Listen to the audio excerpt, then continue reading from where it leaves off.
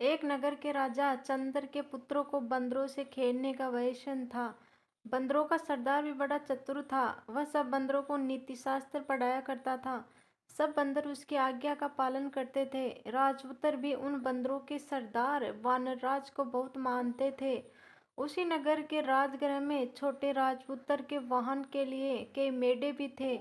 उनमें से एक मेढा बहुत लोभी था। वह जब जी चाहे तब रसोई में घुसकर सब कुछ खा लेता था। रसोइये उसे लकड़ी से मारकर बाहर निकाल देते थे। वानरराज ने जब यह कलह देखा तो वह चिंतित हो गया। उसने सोचा, यह कलह किसी दिन सारे बंदर समाज के नाश का कारण हो जाएगा।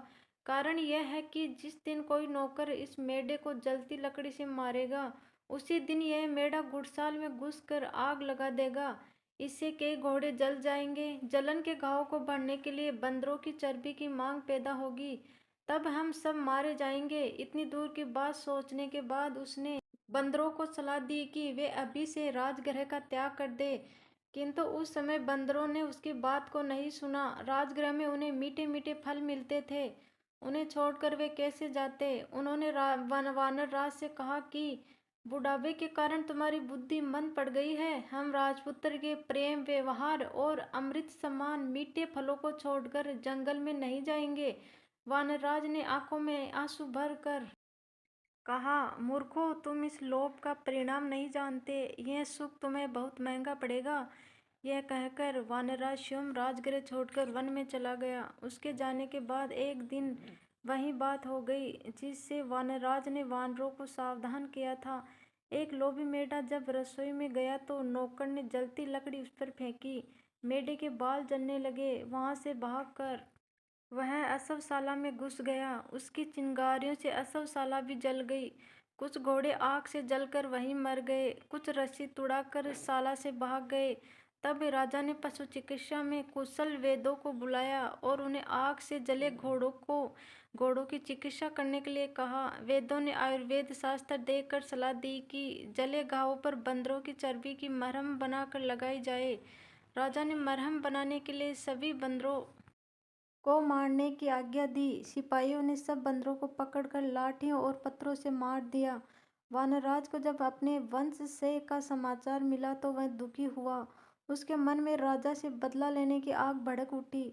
दिन रात वह इसी चिंता में घुलने लगा। आखिर उसे एक वन में ऐसा तालाब मिला जिसके किनारे मनुष्य के पद चिन्ह थे। उन चिन्हों से मालूम होता था कि इस तालाब में जितने मनुष्य गए सब मर गए, कोई वापिस नहीं आया। वह समझ गया कि यहाँ अवश्य कोई नरभक्षी मगरमच्छ है। उसका पता लगाने के लिए उसने एक उपाय किया। कमल नाल को लेकर उसका एक सिरा उसने तालाब में डाला और दूसरा सिरे को मुख में लगाकर पानी पीना शुरू कर दिया।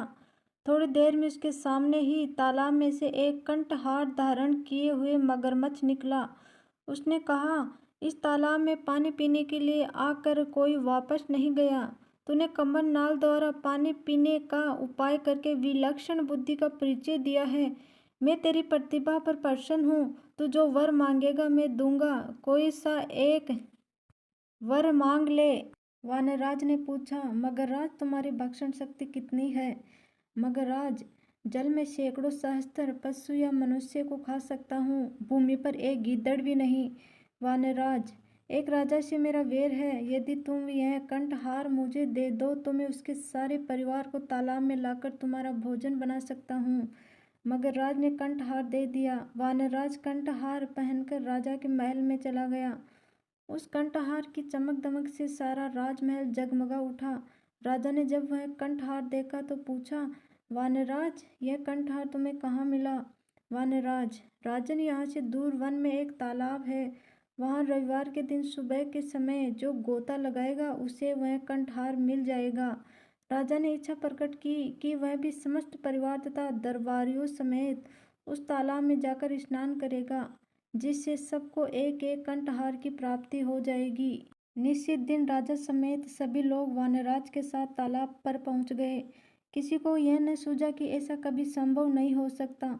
तृष्णा सबको अंधा बना देती है। सैकड़ों वाला हजारों चाहता है, हजारों वाला लाखों की तृष्णा रखता है। लखपति करोड़पति बनने की धुन में लगा रहता है। मनुष्य का शरीर जरा जीर्ण हो जाता है, लेकिन तृष्णा सदा जवान रहती है। राजा की तृष्णा भी उसे उसके काल के मुख तक ले आई।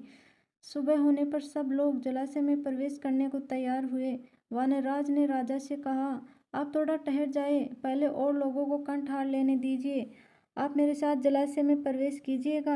हम ऐसे स्थान पर प्रवेश करेंगे जहाँ सबसे अधिक कंठहार मिलेंगे। जितने लोग जलाशय में गए सब डूब गए, कोई ऊपर न आया। उन्हें देरी होती देख राजा ने चिंतित होकर वनराज की ओर देखा। वानरराज तुरंत वृक्ष की ऊंची शाखा पर चढ़कर बोला, महाराज, तुम्हारे सब बंधु बांधवों को जलाशय में बैठे राक्षस ने खा लिया है। तुमने मेरे कुल का नाश किया था, मैंने तुम्हारा कुल नष्ट कर दिया। मुझे बदला लेना था, ले लिया। जाओ, राजमहल को वापस चले जाओ। राजा क्रोध से पागल हो रहा था, किंतु अब कोई उपाय नहीं था। वानरराज ने सामान्य नीति का पालन किया था। हिंसा का उत्तर प्रतिहिंसा से और दुष्टता का उत्तर दुष्टता से देना ही व्यवहारिक नीति है। राजा के वापस जाने के बाद मगरराज तालाब से निकला। उसने वानरराज की बुद्धिमत्ता की बहुत प्रशंसा की। सीख, लोभ बुद्धि पर पर्दा डाल देता है।